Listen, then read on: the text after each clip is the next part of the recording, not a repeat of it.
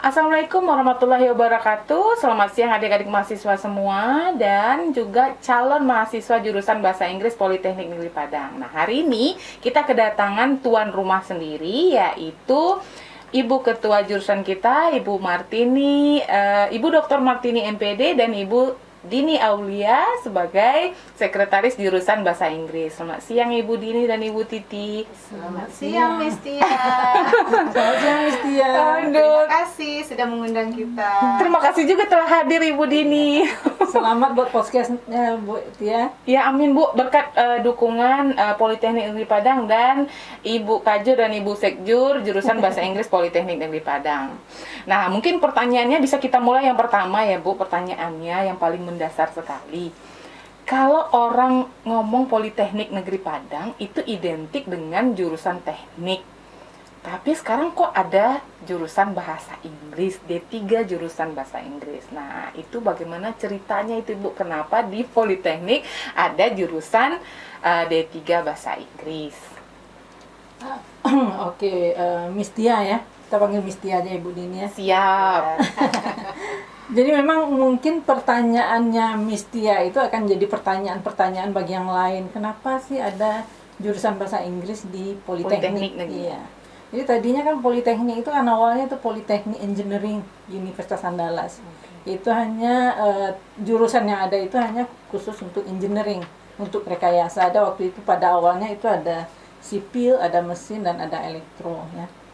Lalu dengan berkembangnya waktu dan mungkin juga kebutuhan pasar sehingga ada penambahan jurusan yang di bidang non rekayasa sehingga ada ditambah dengan jurusan akuntansi dan jurusan administrasi niaga waktu itu, sehingga tentu namanya tidak cocok lagi menjadi Politeknik Engineering. Betul sekali Bu.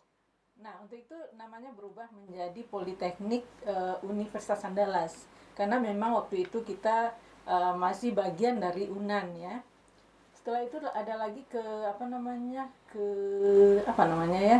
kebijakan dari pemerintah bahwa Politeknik itu harus mandiri, sehingga namanya menjadi Politeknik Negeri Padang. Jadi ini bukan Universitas Negeri Padang, tetapi Politeknik Negeri Padang. Ya, oke. Walaupun soundnya sama, ada Negeri Padangnya ya Bu. Tapi kampusnya jauh beda loh. Iya, betul. Kita di Limau Manis.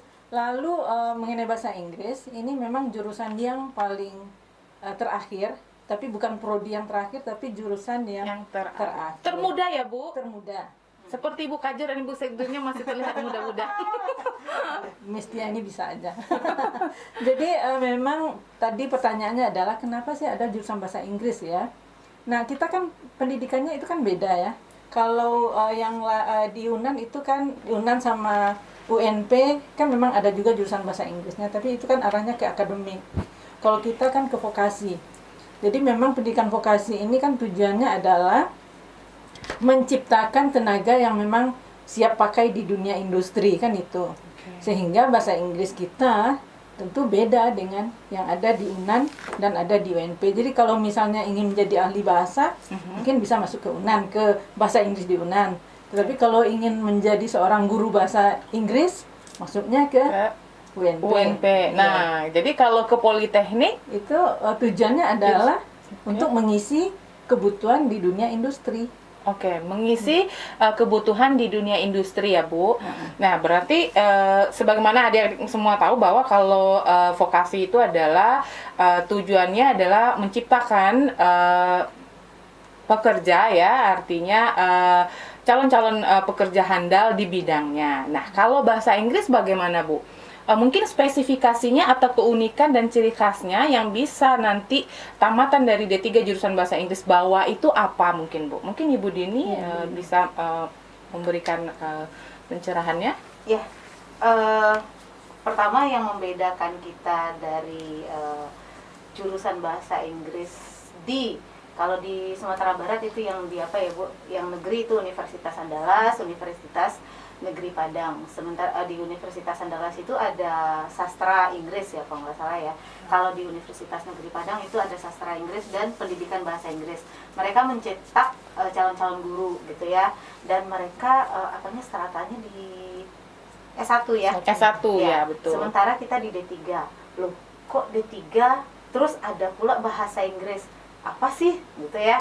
Jadi di D3 Bahasa Inggris Politeknik Negeri Padang ini kita memberikan kompetensi kepada mahasiswanya itu yaitu bahasa Inggris yang skill-skill bahasa Inggris seperti yang sudah ada juga di universitas, di tingkat universitas seperti yang ini ya, listening, writing gitu ya. Reading, basic skill di bahasa Inggris ya. Pokoknya dia bisa memproduksi bahasa Inggris, bisa berbahasa Inggris.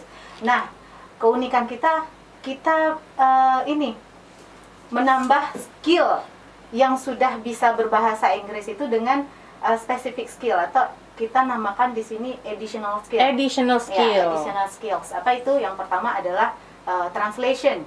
Nah, translation kita ini enggak sekedar menerjemahkan, tetapi menerjemahkan apa gitu, macam-macam teks, lalu menggunakan teknologi juga, ya, menggunakan teknologi seperti CAT tools kalau untuk yang bentuknya ini ya, bentuknya teks, CAT tool, computer assisted translation tool, dan juga kita memberikan mereka skill penerjemahan takarir ya. Misalnya film, ya, subtitle, membuat subtitle gitu kan, enak kok ininya. Dan juga kita juga ini memberikan mahasiswa kompetensi interpreting skill, how to be an interpreter ya. Kalau kurikulum 2018 ke atas sudah mulai spesifik untuk interpreternya, sudah kita tambah jam untuk interpreting skillnya. Lalu setelah translation kita memberikan lagi yang kekinian itu ya. Apa itu Bu yang kekinian ya? Mungkin milenial sangat ingin tahu. Apa itu? Sekarang yang lakukan ini gitu ya. Kita juga sudah punya studio gitu. Ya. Jadi mahasiswa bahasa Inggris D3 Bahasa Inggris Politeknik Negeri Padang juga diberikan kompetensi English for Broadcasting. English for Broadcasting ya. Apa saja itu? Ada radio, ada TV. Tetapi kita sudah mengarah juga ke konten-konten ya, konten kreatif ya gitu, bagaimana membuat konten di YouTube atau apa, tetapi tetap saja itu merupakan basicnya bahasa Inggris ya Bu ya, bahasa Inggris. Sehingga tugas akhir mahasiswa D3 Bahasa Inggris sekarang kita fokuskan ke membuat brosur profil, video profil gitu yang berbahasa Inggris. Kece nggak tuh ya? Menarik sekali itu Ibu Dini ya. Itu para milenial mungkin dekatnya dengan teknologi, dengan dunia penyiaran, publikasi dan lain-lain.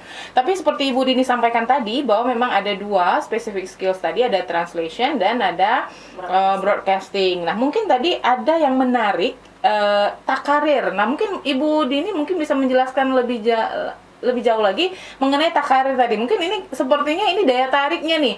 Bagaimana menerjemahkan atau membuat subtitle video-video itu ke bahasa Inggris ya, atau sebaliknya. Sebaliknya juga. Oke, bisa ya, dua, boleh bahasa Indonesia ke bahasa Inggris atau bahasa Inggris ke bahasa Indonesia. Nah, mungkin yang adik-adik calon mahasiswa jurusan bahasa Inggris di rumah ingin tahu, nah, bagaimana itu proses pembelajarannya sehingga adik-adik nanti bisa mendapatkan kompetensi dalam penerjemahan khususnya yang takarir itu tadi Bu. Mungkin dijelaskan sedikit Ibu Dini atau Ibu Kajur boleh? Bu Dini. Ya. Oke, jadi di penerjemahan itu kan ada penerjemahan teks dan penerjemahan film atau bentuk video ya. Nah, takarir ini masuknya ke bentuknya video. Nah, video ini macam-macam, ada film, ada talk show, ada apa lagi, ada speech gitu ya Bu ya. Tetapi kita ini memberikan subtitle di bawah video tersebut. Nah, itulah yang namanya takarir. Dan otomatis selain kita harus memiliki kompetensi bahasa Inggris dan bahasa Indonesia yang baik, kita juga harus mampu menggunakan teknologi yang bisa memfasilitasi itu gitu kan. Nah, kalau di bahasa Inggris di jurusan kita kan ini mata kuliah di bidang penerjemahan itu ada mulai dari Introduction to Translation, itu belajar mengenai kuliahnya teori ya, Teori tentang penerjemahan. Tentang penerjemahan kita tetap ngulik teori juga gitu, Iya. karena kita insan akademis ya. Iya. Nah, lalu Tapi mengenai teori tadi Bu Dini, mungkin yang perlu dijelaskan sedikit, jadi bedanya di teori di vokasi dengan teori yang di S1 itu bagaimana Bu? Batasan pembelajaran iya. teorinya itu gimana? tetap terbatas, karena kalau di D3 vokasi itu kita teorinya sebatas bisa kita menerjemahkan secara teoritis gitu, bukan menganalisa apakah terjemahan ini sampai di mana gitu ya. Yang bisa kita bagaimana dengan teori tersebut kita bisa menghasilkan sebuah terjemahan yang kalau di penerjemahan, dunia penerjemahan namanya berterima ya, Berterima. yang baik dan berterima gitu, diterima ininya.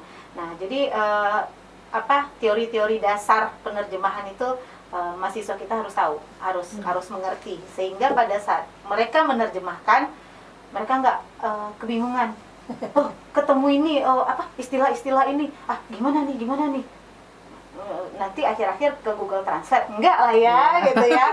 Nah, di penerjemahan kita belajar itu gimana kalau kita ketemu specific term gitu, apa yang harus kita lakukan gitu kan. Dan itu dapatnya di teori. Iya, di teori kita oke. misalnya prosedur penerjemahan apa gitu ya. Nah, setelah itu dari introduction itu teori, lalu kita mulai praktis ya Bu ya. Practice of Translation 1 itu 2 semester. Satu dan dua, berarti ya, kan 1 dan 2 ada dua semester. Nah, kenapa 2 semester? Kita ini membahas mengenai bagaimana menerjemahkan berbagai jenis teks. Berbagai jenis teks ya. Ya, Termasuk mengedit juga. termasuk Mengedit, editing di Practice of Di Translation Practice. 2, mengedit setelah diterjemahkan, bagaimana pula cara mengedit. Jadi mereka juga sudah punya knowledge mengenai editing ya Bu ya, Editing, ya. editing tulisan. Oke, artinya bisa jadi nanti penerjemah, bisa juga menjadi editor ya Bu ya.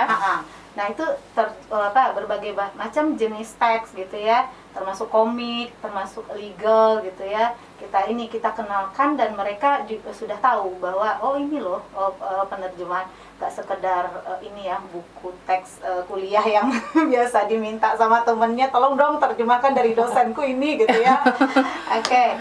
Setelah itu baru kita masuk ke workshop on translation. Nah, di sana kita mengenalkan atau kalau workshop udah ini ya Bu, udah latihan ya Bu ya, udah ada latihan untuk menerjemahkan teks itu memakai computer assisted translation tool atau CAT tool gitu ya. Kalau kita masih pakai WordPress bisa, ada Trados juga gitu ya. Lalu di pertengahan semester mereka mulai ini takarir tadi EJSAP. Mereka kalau dulu saya memberikan mereka tugas atau project lah, ayo diambil satu ini film atau apa yang belum ada subtitlenya dari bahasa Inggris ke bahasa Indonesia, lalu dibikin subtitlenya, jadi yang keluar itu kerjanya penerjemah gitu. Wah, menarik sekali ya Bu, itu sangat kekinian sekali, di mana sekarang begitu banyak film-film yang berasal dari luar negeri, baik dari bahasa Inggris ataupun bahasa lainnya, bisa dibikinkan subtitlenya, kemudian dan itulah yang dipelajari ya, membuat subtitle. Dan itu menjanjikan itu sekali ya. Sekarang. Di Netflix saja itu per ya, ini, Netflix itu kan film banyak ya, dan mereka meng-hire penerjemah itu per hitungannya gimana Bu? Per kata ya? Per kata. Kalau nggak salah ya, per kata. Wow, sangat menjanjikan ya Bu ya. Jadi bagi lulusan D3 Bahasa Inggris Politeknik Negeri Padang bisa menjadi translator dan editor. Apalagi khususnya takarir tadi yang sangat dibutuhkan di kekinian, di industri kekinian kita ini, bahwa seorang translator itu tidak hanya dibutuhkan ketika menerjemahkan yang bersifat akademis, artikel akademis, tapi juga di bidang Semuanya. di Industri, semua semua bidang teks. industri ya, di semua jenis teks. Dan mereka mendapatkan itu di jurusan bahasa Dan Inggris. kata Bu Dini tadi mungkin Iya. juga film gitu kan, Iya. itu kan Iya. menarik sekali. Iya. Film, kemudian mungkin Sekarang sosmed, video-video ya. yang Sosial media? sosial media Sangat seperti butuh itu. sekali ya, Bu. Website? Yes, betul. Translator sangat dibutuhkan di dan kekinian. ini Miss Tia, kalau di akademik itu kan memang banyaknya teori ya. Ya. Nah ini bedanya antara akademik dengan vokasi. Kalau di kita, kalau idealnya itu sebetulnya teorinya hanya 30%, sedangkan prakteknya itu 70%. Makanya tadinya contohnya itu di mata kuliah translation, Iya. teorinya itu hanya 1 semester. Oke. Yang praktek itu malah 3 semester. 3 semester artinya semester. prakteknya yang banyak Yang ya, banyak, Bu. betul. Otomatis nanti produk yang mereka hasilkan pun dari latihan-latihan pada mata kuliah itu juga akan banyak. Otomatis nanti juga bisa mereka menjual produk yang mereka hasilkan ya, Bu ya. kita mulai dengan Dan juga keunggulan di kita itu alhamdulillah sekali ya, karena kita vokasi, memang untuk mendirikan pendidikan vokasi ini tidak mudah. Karena memang harus dilengkapi dengan sarana prasarana. Sehingga untuk jurusan bahasa Inggris yang namanya kita jurusan yang paling bungsu saja, kita sudah mempunyai studio multimedia, Oke. studio translation ya. Studio translation ya, Bu. Ya, Nah, isinya apa itu, Bu? Studio translation itu isinya apa? Apa sih bedanya dengan Labor bahasa. labor bahasa itu bedanya apa Ya. gitu? Kalau labor bahasa mungkin semuanya udah banyak tahu Iya. ya. Ada perangkat yang nanti bisa untuk mata kuliah listening, speaking dan segala macam. Tetapi kalau multimedia itu dilengkapi dengan komputer. Jadi misalnya untuk menerjemah itu mereka bisa menggunakan aplikasi Ada yang apa yang katanya software itu ya. Sudah lengkap dengan softwarenya ya, Bu ya. Install semua software yang dibutuhkan, Cat Tools tadi ya. Oke. Jadi intinya Miss Tia, Ya. mahasiswa tidak perlu lagi mengendong-endong kamus Hasan Sedeli itu. Iya, semuanya install sudah- ya di iya, dalam ya, Bu, betul. sudah dalam Iya. bentuk soft copy-nya ya. Itu baru yang untuk translation. Tetapi Iya. untuk broadcasting, Oke, sekarang yang lebih menantang lagi atau tidak kalah tertantangnya kita adalah dengan menanyakan tentang broadcasting ini bagaimana sebenarnya di jurusan bahasa Inggris tapi ada broadcastingnya. Itu hubungannya gimana itu, Ibu? iya. Mungkin pertanyaan juga ya. Iya, pertanyaan juga. Nah, mungkin adik-adik perlu tahu itu bahwa dia masuk jurusan bahasa Inggris tapi nanti ada additional skills-nya broadcasting. Nah, bagaimana ya, apa ya yang akan dia dapatkan nanti yang berhubungan dengan broadcasting ini tuh apa gitu, Bu, yang spesifiknya mungkin. Mungkin kita bisa bicara kalau bahasa Inggris yang additional skill-nya itu broadcasting, mungkin satu-satunya baru di Padang ini kali ya, Bu. Iya, Ini ya. di Padang dan di Indonesia masih Iya, ada. iya, betul. Wow. Iya, dibanding dengan bahasa Inggris yang lain dimanapun, Ya. yang mempunyai studio TV, yang mempunyai studio radio, mungkin hanya di sini. Wow, applause sekali untuk jurusan bahasa Inggris ada Alhamdulillah. studionya ya, Bu ya. Ya, alhamdulillah. Jadi Alhamdulillah. mahasiswa itu praktek tidak hanya di angan-angan, Iya. tetapi real. Ya. Real ada studionya, ada studio TV-nya, ada studio radionya ya, Bu ya, sebagai tempat prakteknya. Praktek mahasiswa. Oke, jadi apanya yang dipelajari di broadcasting itu, Ibu, dan bagaimana hubungannya dengan bahasa Inggris tadi? Mungkin bisa dijelaskan sedikit, mungkin Ibu Dini? Oke, kalau di broadcasting, English for broadcasting, si mahasiswa kan sudah dibekali dari awal itu kan, misalnya untuk speaking gitu ya, speaking, public speaking, ya itu yang dua ini ya. Dan sebelum kita masuk ke studio, mereka juga sudah belajar dulu perkuliahan dengan mata kuliah TV broadcasting dan radio broadcasting, pengenalan itu. Tapi sebelumnya itu ada ini loh, intro to media communication, introduction to media communication. It means that they will mengetahui dan mempelajari mengenai komunikasi, bentuk komunikasi, Menambah ya. wawasan mungkin dalam bidang media komunikasi ya. Jadi dulu komunikasi kan radio, televisi, koran, majalah. Sekarang banyak sekali media untuk komunikasi. Media sosial ada Iya, apa. betul. Nah, di situ juga mereka jenis-jenis media komunikasi mereka pelajari. Lalu bagi yang ini sebenarnya semuanya ya Bu, ada writingnya berarti writing for media, memproduksi bahasa Inggris tadi itu dalam bentuk writing, misalnya membuat news, membuat apa, dan kita juga punya sekarang digital multimedia, mata kuliah digital multimedia. Nah itu mereka ini mahasiswa diajarkan bagaimana membuat ini konten ya. Wow, itu kekinian sekali ya. Itu masuk juga ada sampai ke animasi juga. Iya, animasi. Wah, keren ini. Create brosur gitu ya. Nah, nanti di semester 5 ya Bu, mereka masuk ke workshop. Setelah intro to media, yang writing for media, yang public speaking 1, public speaking 2, mereka masuk ke ini ya, TV broadcasting. Bukan masuk semuanya dapat ya. Semuanya dapat ya. Ada TV broadcasting, ada radio broadcasting. Nah, sebelum masuk workshop, mereka diperkenalkan dengan stasiun TV, bagaimana sih memproduksi sebuah program radio atau program TV gitu ya. Dan mahasiswa juga diajak ini field study gitu ya. Field study ke industri, misalnya ke studio radio, ke televisi gitu. Jadi mereka melihat the real situation of apa yang mereka pelajari itu gitu. Okay. Nah, kalau kita mengunjungi Klesi FM ya, itu ada ini MOU ya, Padang TV juga ada. Jadi dosennya membawa mahasiswa. Wah, itu lebih keren lagi Bu. Jadi artinya praktisi juga ngajar di jurusan bahasa Inggris. Oh, kalau ngomong praktisi kita banyak. Wow, nah itu juga nih yang menjadi daya pikatnya mungkin Bu ya. Nah, memang ini tuntutan vokasi memang seperti itu. Yang namanya pendidikan politeknik itu memang diharapkan memang vokasi itu langsung yang mengajarkan ke mahasiswa gitu. Iya, berarti bisa dikatakan kalau untuk menjadi penyiar itu nanti ada tamunya yang the real announcer-nya. Kalau mau memproduksi di bidang broadcasting atau video, langsung ada praktisi di bidang perfilmannya begitu ya. Iya benar. Yang di multimedia, digital multimedia juga expert juga sih yang mengajar gitu ya. Yang Alhamdulillah kita dapat dosennya yang praktisinya yang itu bagus gitu. Yang memang orang-orang industri. Yang memang ahli di bidangnya dan sudah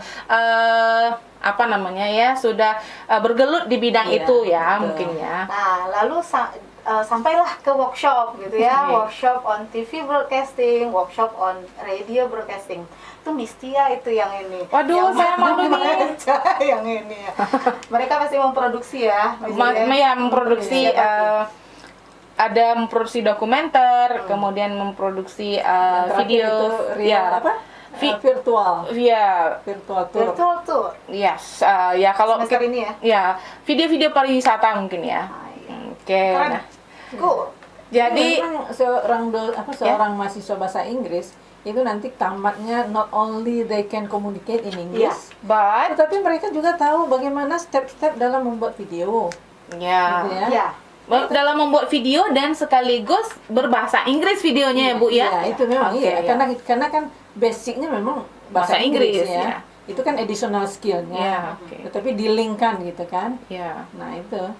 Jadi mereka masuk ke semua lini. Industri gitu ya. Berarti bisa jadi content writer Bu? Bisa menjadi copywriter, tim kreatif lah ya. Tim kreatif, bisa announcer, apalagi MC apalagi, interpreter juga bisa ya Bu ya. Translator dan jadi memang editor.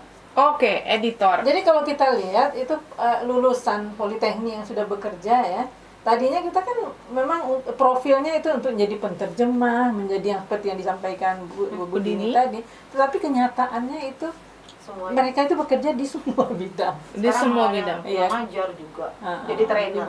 Jadi banyak itu tidak terpaku di bidang tertentu saja, tapi luas gitu ya. Oke, jadi adik-adik semua jangan ragu untuk masuk ke jurusan bahasa Inggris, D3 jurusan bahasa Inggris, karena nanti adik-adik bisa masuk ke menguasai bahasa Inggris beserta extra skill atau additional skill lainnya, yaitu di translation dan di broadcasting. Nah, tapi dengar-dengar ya Bu, ini kabar burung apakah apa bagaimana? Ditanyakan kepastiannya kepada ibu ketua jurusan dan ibu sekretaris jurusan. Sudah ada nih jurusan baru, yaitu D4 Komunikasi Bisnis dan Profesional. Nah, itu selamat dulu ya Bu yang pertama. Sudah ada jurusan barunya. Selamat kita semua. Ada D4 Komunikasi Bisnis dan Profesional. Nah, bisa mungkin dijelaskan sedikit bagi adik-adik calon mahasiswa jurusan bahasa Inggris di rumah sana, apa sih yang akan dipelajari di D4 Komunikasi Bisnis dan Profesional ini? Oke. Jadi memang kita kemarin ini alhamdulillah proposal kita itu disetujui untuk membuka prodi baru, program studi baru yang bernama Program Studi Bahasa Inggris, Program Studi D4 Bahasa Inggris. Jadi ini sarjana terapan ya, Bahasa Inggris untuk Komunikasi Bisnis dan Profesional. Kalau tidak salah ini mungkin kalau di Indonesia yang ada itu di UGM ada, di Polinema di Malang sudah ada, kalau nggak salah di Bengkalis juga ada, lalu di Padang. Jadi memang belum banyak gitu ya. Memang belum banyak, tapi jurusan bahasa Inggris Politeknik sudah ada jurusannya D4 Komunikasi Bisnis dan Profesional. Dan insya Allah tahun ajaran baru kita akan menerima mahasiswa. Kita sudah salinan SK-nya kita sudah terima, alhamdulillah juga. Jadi memang kalau mungkin ada bertanya apa sih bedanya antara D3 bahasa Inggris dengan yang D4 ini? Iya, betul. Mungkin itu pertanyaan yang akan muncul bagi adik-adik semua, Ibu. Jadi kalau D3 bahasa Inggris seperti yang disampaikan panjang lebar sama Bu Dini tadi, itu kan memang D3 bahasa Inggris dengan additional skill di bidang translation dan English for broadcasting. Jadi itu ya. Jadi memang di awal-awal kita mendirikan D3 ini dulu kita melihat pangsa pasar dulu. Ya, mungkin kenapa seperti ini jadinya bahasa Inggris itu ya. Karena memang ada analisa kebutuhan dulu, sehingga yang kita dirikan itu adalah bahasa D3 bahasa Inggris untuk translation dan English for broadcasting. Lalu zaman sekarang itu kebutuhan terhadap tenaga yang bisa berkomunikasi dengan bahasa Inggris ini kan memang tidak akan pernah habis ya. Tidak pernah putus, pasti dunia industri akan membutuhkannya, Bu ya. Ya. Sehingga kita ajukanlah proposal dan kebetulan memang nomenklaturnya itu ada ya untuk D4 seperti ini. Jadi bedanya ini arahnya ke ESP, English for Specific Purposes. Jadi memang bahasa Inggris untuk kebutuhan bisnis. Bahasa Inggris untuk kebutuhan bisnis. Ya, untuk kebutuhan bisnis. Oke. Jadi itu memang beda sebetulnya. Oke. Berarti kalau dikatakan tadi bahasa Inggris untuk kebutuhan bisnis, berarti ujungnya adik-adik ini bisa membuat promosi-promosi yang kekinian seperti kontennya yang untuk bisnis, media promosi dan lain-lain ya Bu ya. Iya, termasuk Inggris untuk ekspor impor segala macam itu nanti kan. Oke. Tapi memang waktu belajar juga waktu kuliahnya memang berbeda juga. Berbeda 4 tahun kan. 4 tahun ya. Antara S1 dia. Iya. Kalau di D3 dia menghasilkan tugas akhir ya, Bu. Nah, kalau di D4 dia menghasilkan apa nanti di ujung di akhirnya, Bu? Sama tugas akhir juga, cuma tugas mungkin akhir nggak sudah pakai analisa ya. Karena memang dia kan sudah strata 1 gitu kan. D4 itu setara dengan S1 ya. Cuma di bidang vokasi. Di bidang vokasi. Dia sarjana terapan nanti. Oke, mudah-mudahan nanti adik-adik semua di rumah bisa menentukan pilihannya dan berujung ke jurusan bahasa Inggris, baik D3 bahasa Inggris ataupun D4 Komunikasi Bisnis dan Profesional. Oke Ibu, sebelum kita akhiri mungkin ada sedikit pesan dari Ibu Kajur dan Ibu Sekjur kepada adik-adik di rumah sebagai calon mahasiswa mungkin jurusan bahasa Inggris dan D4 Komunikasi Bisnis dan Profesional. Mungkin ada Bu sedikit pesannya sebelum kita beranjak nanti keluar dari podcastnya. Silakan Ibu Titi dan Ibu Dini. Oke. Jadi memang untuk memilih kuliah ini kan sebetulnya sesuai dengan passion ya. Nah, jadi misalnya yang passionnya di bahasa Inggris, mungkin itu harus tahu dulu bedanya. Anda itu mau menggeluti bahasa Inggris itu tujuannya untuk apa? Apakah untuk menjadi ahli bahasa, apakah untuk jadi guru, atau untuk bekerja di dunia industri atau buka usaha baru, tetapi bisa berbahasa Inggris. Jangan salah, kita juga mahasiswa juga diajarkan kewirausahaan. Jadi bagaimana membuka usaha gitu ya. Nah, jadi memang harus tahu itu dulu, passionnya apa, lalu bahasa Inggris yang mau digeluti itu untuk apa gitu kan. Jadi kalau memang untuk dunia industri, tidak untuk jadi guru atau tidak untuk jadi ahli bahasa, itu memang masuknya ke politeknik. Politeknik. Ditunggu di politeknik ya Bu ya. Dengan fasilitas yang alhamdulillah sangat memadai, lengkap. Dan satu lagi bagi yang mempunyai kreativitas yang tinggi dan mungkin jiwa seni atau apa yang seni digital sekarang, dan yang pasti bisa berbahasa Inggris, karena saya sering mengatakan kepada mahasiswa, kalau Anda menguasai bahasa Inggris dan menguasai digital atau menguasai yang dunia IT, yaudah 4.0 ya Bu, zaman sekarang 4.0 ya, nggak bakalan nganggur. Walaupun di rumah tetap ada job yang datang ya Bu. Dan Bu Mistia mungkin perlu ditambahkan lagi, kemarin ini saya membaca sebuah artikel, itu di zaman sekarang itu kan banyak itu sebetulnya profesi yang hilang ya dengan new normal sekarang. Iya betul sekali. Tetapi yang muncul itu contohnya jadi translation itu malah sangat dibutuhkan ya Bu, karena pandemi orang banyak di rumah, banyak nonton, kemudian banyak video yang akan bisa bikin subtitlenya Bu ya.